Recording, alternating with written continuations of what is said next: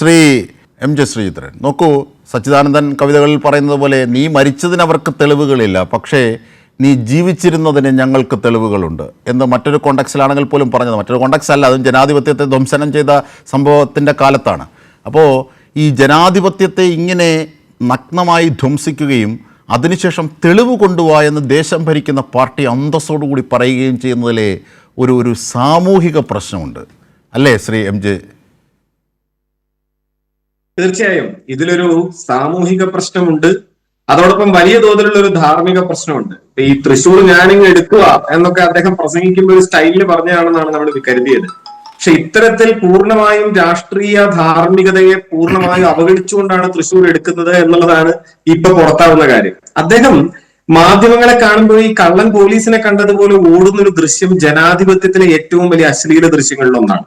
അതായത് അദ്ദേഹത്തിന്റെ മണ്ഡലത്തിൽ അദ്ദേഹത്തിന്റെ വിജയത്തെ കുറിച്ചിട്ടുള്ള സംശയങ്ങൾ വരുമ്പോഴുള്ള ചോദ്യങ്ങൾക്ക് മറുപടി പറയാൻ പോലും കെൽപ്പില്ലാത്ത ഒരു MP എങ്ങനെയാണ് ജനങ്ങളുടെ മുന്നിലുള്ള ചോദ്യങ്ങൾക്ക് ഉത്തരം പറയുക? ഇത്രമാത്രം ദയനീയമായ ഒരു കാഴ്ച നമ്മൾ വേറെ കാണുന്നില്ല. പക്ഷെ ഇതിനകത്ത് രാഷ്ട്രീയമായി നമ്മൾ തിരിച്ചറിയേണ്ട ഒന്ന് രണ്ട് കാര്യങ്ങളുണ്ട്. 2024 ഇലക്ഷനെ സംബന്ധിച്ചിട്ടുള്ള ചോദ്യങ്ങൾ ഇന്നോ ഇന്നലെ ഉയരുന്നതല്ല. ഇപ്പോൾ ഈ ചോദ്യങ്ങൾ ശക്തമായി ഉയരുന്നു. ഈ ചോദ്യങ്ങൾ മുൻപേ ഉയരുന്നുണ്ട്. ഈ തെരഞ്ഞെടുപ്പ് കഴിഞ്ഞപ്പോൾ ഉയരുന്നുണ്ട്. ഈ തെരഞ്ഞെടുപ്പിന്റെ സമയത്ത് കണ്ട കാഴ്ചകളൊക്കെ നമുക്ക് ഓർമ്മയുണ്ടാവും. UP-ലാണ് ഒരു വോട്ടർ 7 ബൂത്തിൽ പോയിട്ട് ഞാൻ താമരയ്ക്ക് വോട്ട് ചെയ്തതിന്റെ കാര്യം അദ്ദേഹം ഇങ്ങനെ വീഡിയോ എടുത്ത് കാണിച്ചത്. തുടർന്ന് അവിടെ നടപടി എടുത്തു എന്ന് പുറത്തു വെറുതെ പറയുകയുണ്ടായി. നടപടി എടുത്തതിനെ പറ്റി പിന്നീട് റിപ്പോർട്ടുകളില്ല. അങ്ങനെ എത്രയോ കാഴ്ചകളുണ്ട്, ഞാൻ അതിലേക്ക് പോകുന്നില്ല. ആ ഇലക്ഷൻ കഴിഞ്ഞ സമയത്ത് തന്നെ AER-ഉം വോയിസ് ഫോർ ഡെമോക്രസിയും ഒക്കെ പറഞ്ഞിരുന്ന ഒരു കാര്യമുണ്ട്. പോൾ ചെയ്ത കണക്കും പിന്നീട് ഫലം വന്നപ്പോൾ അത് phase 1, phase 2, phase 3 എന്നിങ്ങനെയാണല്ലോ വന്നത്. റിസൾട്ട് സാധാരണ പോലെയല്ല. വന്നപ്പോഴുള്ള കണക്ക് തമ്മിൽ 5 കോടി വോട്ടിന്റെ വ്യത്യാസമാണ് അന്ന് പറഞ്ഞത്. ആ 5 കോടി വോട്ടിന്റെ വ്യത്യാസം ചൂണ്ടിക്കാണിച്ചുകൊണ്ട് കമ്മീഷനോട് വിശദീകരണം ആവശ്യപ്പെട്ടിരുന്നു. കമ്മീഷൻ പതിവ് പോലെ ഒരു വിശദീകരണവും കൊടുത്തില്ല. ഈ 5 കോടി വോട്ടിന്റെ വ്യത്യാസത്തിൽ ഏതാണ്ട് 86,000 വോട്ടിന്റെ വ്യത്യാസം വന്നത് തൃശ്ശൂരാണ് എന്ന് പറഞ്ഞത് മറ്റാരുമല്ല, ഇന്നത്തെ കേന്ദ്രമന്ത്രിയായിരിക്കുന്ന നിർമ്മല സീതാരാമന്റെ ഭർത്താവായ പറകാല പ്രഭാകരനാണ്. അദ്ദേഹം പറഞ്ഞത് 86,000 വോട്ടിന്റെ വ്യത്യാസം തൃശ്ശൂരിൽ മാത്രമാണ് എന്നുള്ളതായിരുന്നു. പക്ഷെ അന്നൊന്നും അതിനെ സംബന്ധിച്ച് കോൺക്രീറ്റ് ആയ വോട്ടർ പട്ടികയെ മുൻനിർത്തിയുള്ള തെളിവ് ഉണ്ടായിരുന്നില്ല. ഇപ്പൊ പുറത്തു വരുന്ന ദൃശ്യം നോക്കൂ. അദ്ദേഹത്തിന്റെ സഹോദരൻ സുഭാഷ് ഗോപിക്ക് എവിടെയൊക്കെ വോട്ടുണ്ടെന്ന് സുഭാഷ് ഗോപിക്ക് അറിയില്ല. അദ്ദേഹം ഇങ്ങനെ ഒരുപാട് സ്ഥലങ്ങളിൽ ഒന്നിച്ച് പ്രത്യക്ഷപ്പെടുന്ന ഒരാളാണ്. തൃശ്ശൂർ വോട്ടുണ്ട്, കൊല്ലത്ത് വോട്ടുണ്ട്, തിരുവനന്തപുരത്ത് വോട്ടുണ്ടാവാൻ സാധ്യതയുണ്ടെന്നാണ് അദ്ദേഹം തന്നെ പറയുന്നത്. അദ്ദേഹം സ്വയം ഒരു തെരഞ്ഞെടുപ്പ് നടത്തുകയും സ്വയം അതിൽ എന്തോ കമ്മീഷനായിരിക്കുകയും ചെയ്യുന്ന ഒരാളാണ്. ഈ ഡ്രൈവറുടെ കാര്യത്തിൽ എന്താണ് ഒരു മറുപടി പറയാനുള്ളത് എന്ന് ചോദിച്ചാൽ ഒരു മറുപടിയും BJPക്ക് പറയാനില്ല. കാരണം എങ്ങനെയാണ് ഈ പ്രസന്ന അശോകന്റെ പൂങ്കുന്നം ഭാഗം 1 എന്ന് പറയുന്ന സ്ഥലത്തുള്ള ഒരു ഫ്ളാറ്റിനകത്ത് ഈ സുരേഷ് ഗോപിയുടെ ഡ്രൈവറുടെ വോട്ട് വരുന്നത്? ഇതിനൊരു ന്യായം പറയാനില്ല. ഈ ഉത്തരങ്ങൾ പറയാൻ ഇപ്പൊ ബാക്കി വോട്ടുകളുടെ കാര്യത്തിൽ മുൻപ് കോൺഗ്രസ് BJP പ്രതിനിധി പറഞ്ഞതുപോലെ ഏതെങ്കിലും നിലയ്ക്കുള്ള വിശദീകരണങ്ങളൊക്കെ പറഞ്ഞ് പിടിച്ചു നിൽക്കുന്നെന്ന് വിചാരിക്കുക, വാദത്തിന് വേണ്ടി വിചാരിക്കുക. ഈ പറയുന്ന അജയകുമാറിന്റെയും സുഭാഷ് ഗോപിയുടെയും ഒക്കെ സ്വന്തം കുടുംബാംഗത്തിന്റെയും ഡ്രൈവറുടെയും വോട്ടിന്റെ കാര്യമെങ്കിലും വിശദീകരിക്കാനുള്ള ധാർമ്മികമായ ഉത്തരവാദിത്വം അദ്ദേഹത്തിനില്ലേ? അദ്ദേഹം അത് ഏറ്റെടുക്കാനേ തയ്യാറല്ല. അദ്ദേഹം മലയാള സിനിമയിലെ ഒരു താരമാണെന്നാണ് പറയുന്നത്. അദ്ദേഹം ഇപ്പൊ അഭിനയിച്ചുകൊണ്ടിരിക്കുന്ന സിനിമ നിശബ്ദ ചിത്രങ്ങളാണ്. വിഗതകുമാറിന്റെ കാലത്തുള്ള ഒരു സിനിമയിലാണ് അദ്ദേഹം നിലവിൽ അഭിനയിച്ചുകൊണ്ടിരിക്കുന്നത്. പിന്നെ കുറച്ചു നേരം മുമ്പ് പറയുന്നത് കേട്ടു, അദ്ദേഹത്തിന് ജനങ്ങളോട് പ്രതിബദ്ധത പോയിട്ട് സ്വയം അഭിനയിച്ച സിനിമയോട് പോലും പ്രതിബദ്ധതയില്ല. സ്വയം അഭിനയിച്ച സിനിമ രാഷ്ട്രീയ ഹിന്ദുത്വക്കാർ കോടതി കയറ്റി കഴിഞ്ഞപ്പോൾ ആ സിനിമയിലെ പ്രവർത്തകർക്ക് വേണ്ടി ഒരു വാക്ക് ഇന്ന് വരെ അദ്ദേഹം പറഞ്ഞു കേട്ടിട്ടില്ലല്ലോ. അദ്ദേഹത്തിന്റെ പൂർവ്വ നടപടികളിലേക്കൊന്നും പോകുന്നില്ല. ഒരു കാര്യം കൂടി ചൂണ്ടിക്കാണിക്കണം. പാലക്കാട് ഒരു പഞ്ചായത്ത് ഇലക്ഷനിൽ നിന്നൊരു സ്ത്രീയുടെ വോട്ട് അവിടെയുണ്ട്. ഭാരതീയ വിചാര കേന്ദ്രത്തിന്റെ അധികാരിയായിട്ടുള്ള ഷാജി വരവൂരിന്റെ വോട്ട് അവിടെ ഉണ്ടായിരുന്നു. മലപ്പുറത്ത് നിന്ന് വന്നിട്ടുള്ള സംസ്ഥാന ഉപാധ്യക്ഷന്റെ വോട്ട്, ഈ ഉണ്ണികൃഷ്ണന്റെ വോട്ട് മുൻപേ ചൂണ്ടിക്കാണിച്ചതാണ്. എന്തിന്? കാസർഗോഡുള്ള ഒരു ആശിഷ്, അയാൾ വോട്ട് ചെയ്തോന്നറിയില്ല, അയാളുടെ വോട്ട് അവിടെ ഉണ്ട്. ഇത്ര വിചിത്രമായ നിലയിൽ വോട്ടുകൾ ഉൾപ്പെടുന്ന ഒരു മണ്ഡലമാക്കി തൃശ്ശൂർ മാറിക്കഴിഞ്ഞിട്ട് അതിനുള്ള ന്യായീകരണം എന്തെങ്കിലും ഒരു വാചകം അദ്ദേഹം പറഞ്ഞില്ല. ഇതുകൊണ്ട് നമ്മൾ മനസ്സിലാക്കേണ്ട ഒരു യാഥാർത്ഥ്യം എന്താണെന്ന് വെച്ചാൽ ഈ 1 man is equal to 1 vote എന്നുള്ളതാണ് നമ്മുടെ ഏറ്റവും പ്രധാനപ്പെട്ട തത്വം. ഒരു മനുഷ്യൻ ഒരു വോട്ട്. അതെന്നാണ് ഒരു മനുഷ്യൻ സമം ഒരു മൂല്യം എന്നിടത്തേക്ക് എത്തുക എന്നറിയില്ല. അവിടേക്ക് നാം പരിശ്രമിക്കണം എന്നായിരുന്നു ഭരണഘടനാ ശില്പിയായ അംബേദ്കർ പറഞ്ഞ പ്രധാന കാര്യം. ഇതിപ്പോൾ 1 man is equal to 1 vote എന്ന ലക്ഷ്യത്തിലേക്ക് നമ്മൾ എത്തിച്ചേർന്നിരിക്കുന്നു എന്ന് അംബേദ്കർ പ്രഖ്യാപിച്ചതാണ്.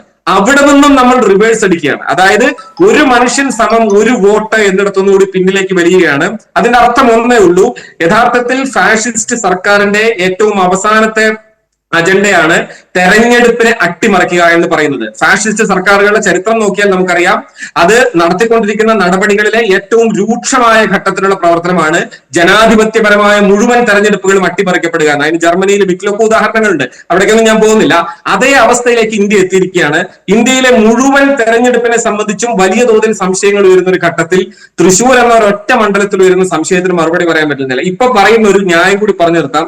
ഈ ജയിച്ച ആൾക്കാരുടെ എന്തോ അല്ല തോറ്റുപോയവരുടെ എന്തോ കൊതിക്കറുവാണ് ഈ പറയുന്നത് ജയിച്ച ആൾക്കാരോടുള്ള എന്നുള്ളതൊക്കെയാണ്.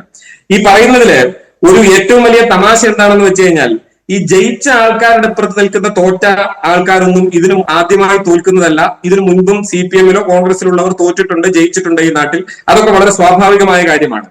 ഉത്തരം പറയേണ്ട ചോദ്യങ്ങൾ എന്ന് പറയുന്നത് തെളിവുകളുടെ അടിസ്ഥാനത്തിലുള്ള നിശ്ചിത ചോദ്യങ്ങൾ മാത്രമാണ്. ഡ്രൈവറുടെ വോട്ട് എവിടെ പോയി, എങ്ങനെയാണ് ഡ്രൈവറുടെ വോട്ട് അവിടെ എത്തിച്ചേർന്നത്, എങ്ങനെയാണ് സുഭാഷ് ഗോപിയുടെ വോട്ട് അവിടെ എത്തിച്ചേർന്നത്, ഇത്തരം ചോദ്യങ്ങൾക്ക് വരെ ഉത്തരമില്ല.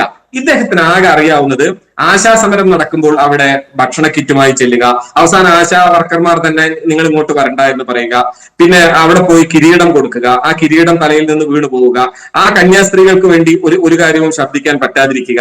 ഈ തരത്തിൽ അത്യന്തം ദയനീയമായ ഒരു അവസ്ഥയിലാണ് സുരേഷ് ഗോപി എത്തിയിരിക്കുന്നത്. സത്യത്തിൽ എനിക്ക് ഈ തൃശ്ശൂർ സാംസ്കാരിക തലസ്ഥാനമൊക്കെ ആയിട്ട് പോലും തൃശ്ശൂർ ജനതയ്ക്ക് ഇങ്ങനെ ഒരു അബദ്ധം പറ്റിയല്ലോ എന്നൊരു സങ്കടം തൃശ്ശൂരുകാരോടുണ്ടായിരുന്നു. ഇപ്പോൾ അത് തീർന്നു. കാരണം തൃശ്ശൂരിലെ ജനങ്ങളല്ല, നിരപരാധികളായ പകലന്തിയോളം പണിയെടുത്തും ഒക്കെ വോട്ട് ചെയ്യാനായി ഓടിയെത്തി അവിടെ നിന്ന് വോട്ട് ചെയ്ത തൃശ്ശൂരിലെ സാധാരണ ജനങ്ങളല്ല സുരേഷ് ഗോപിയെ ജയിപ്പിച്ചത്. ആ മുഴുവൻ മനുഷ്യരുടെയും ആത്മാഭിമാനത്തിന് മുകളിലേക്ക് ഏറ്റവും വലിയ വയലൻസ് ആണ് BJP നടത്തിയിട്ടുള്ളത്. അവിടെ വോട്ട് ചെയ്യാൻ നിന്ന ഒരുപാട് പാവപ്പെട്ട മനുഷ്യരുണ്ട്. അവരുടെ നേർക്കാണ് ഈ ചോദ്യം ചോദിക്കുന്നത്. ഒരു കേന്ദ്രമന്ത്രി ചോദിക്കുന്ന ചോദ്യം നിങ്ങൾ കേട്ടില്ലേ? ഈ 9 വോട്ടോ 10 വോട്ട് കള്ളവോട്ടാണെന്ന് വെക്കുക എന്ന് പറയുന്നത് ഒരു കേന്ദ്രമന്ത്രിയാണ്. ആണെന്ന് വെക്കുക എന്ന് അദ്ദേഹം പറയുന്നതിന്റെ ന്യായം എന്താണ്? ഒരു വോട്ട് കള്ളവോട്ടാണെന്ന് വോട്ട് ചേർത്തു എന്നതിന്റെ ന്യായം പറയാൻ അർഹതപ്പെട്ട ഒരാളാണോ നമ്മുടെ കേന്ദ്രമന്ത്രിയായിരിക്കുന്ന ഒരാൾ? ഒരു തരം ധാർമ്മികതയും, ഇപ്പൊ അജിംഷാ ചോദിച്ച ധാർമ്മികതയെ സംബന്ധിച്ച് ഒരു ചോദ്യവും BJP-യുടെ മുന്നിൽ നിലനിൽക്കുന്നതേയില്ല. കാരണം ധാർമ്മികത ഒരു വിഷയമാണെന്നേ അവർ കാണുന്നില്ല. ഇപ്പൊ പറയുന്നത് കുറച്ചു കാലം മുൻപ് ഇറങ്ങിയ ഒരു സിനിമയത്തെ പോലെ എന്നാ പോയി കേസ് കൊടു എന്നാണ്. അതായത് ഞങ്ങൾക്കെതിരെ ചോദ്യം ചോദിക്കുന്നവർക്കൊക്കെ ധൈര്യമുണ്ടെങ്കിൽ എന്നാ പോയി കേസ് കൊടു എന്നാണ്. അത് അധികാരത്തിന്റെ ഒരു ധാർഷ്ട്യത്തിൽ നിന്ന് വരുന്ന ചോദ്യമാണ്. കേസ് കൊടുക്കും, കേസിന് മുകളിൽ നടപടികൾ ഉണ്ടാവും, ആ വഴിക്കൊക്കെ മുന്നോട്ട് പോകുന്നുണ്ട്. ഇപ്പോ പരാതി കൊടുക്കാൻ പോയ സുനിൽകുമാറിനോട് പറയുന്നതായിട്ടില്ലേ, ഉറപ്പാണല്ലോ എന്ന് ചോദിച്ചുകൊണ്ട് കമ്മീഷൻ ഭീഷണിപ്പെടുത്തുകയാണ്. അതായത് അവിടെ മത്സരിച്ചൊരു സ്ഥാനാർത്ഥിയാണ് അവിടേക്ക് പരാതിയുമായി ചെന്നിരിക്കുന്നത്. ഉറപ്പല്ലെങ്കിൽ നിങ്ങൾക്ക് നേരെ നടപടി ഉണ്ടാവും എന്ന് പറഞ്ഞ് ഭീഷണിപ്പെടുത്തുകയാണ്. സംശയം ചോദിക്കുന്നവരെയും പരാതി ഉന്നയിക്കുന്നവരെയും തെളിവുകളുടെ അടിസ്ഥാനത്തിൽ ജനങ്ങൾക്ക് മുന്നിൽ സംസാരിക്കുന്നവരെയും ഭയപ്പെടുത്തി ഒതുക്കാം എന്ന് ദയവ് ചെയ്ത് കേരളത്തിൽ വിചാരിക്കരുത്. കേരളം അതിന് പറ്റിയ മണ്ണല്ല എന്ന് യഥാർത്ഥത്തിൽ നിങ്ങൾ തിരിച്ചറിയും. തീർച്ചയായും. ഞാൻ റജി ലൂക്കോസിലേക്ക് കൂടി പോകുന്നു. ശ്രീ റജി ലൂക്കോസ്, ഇവിടെ നേരത്തെ കേരളം എന്താ ഉഗാണ്ടയിലാണോ? നിബിൻ കൃഷ്ണൻ ഞാൻ തിരിച്ചെത്താം.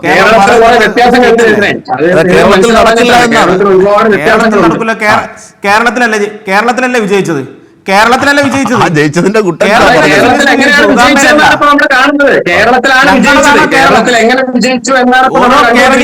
കേരളം. ഒരു സ്ഥലത്ത് വിജയിക്കുമ്പോൾ ന്യായമായി ജയിക്കാനെങ്കിലും അറിയണം. അത് സുരേഷ് ഗോപിയായിട്ട് കേരളം പോലെ എന്റേത് കൂടെയാണ് കേരളം. കേരളം ഉഗാണ്ടക്കാരനായിരിക്കും, എനിക്കറിയില്ല.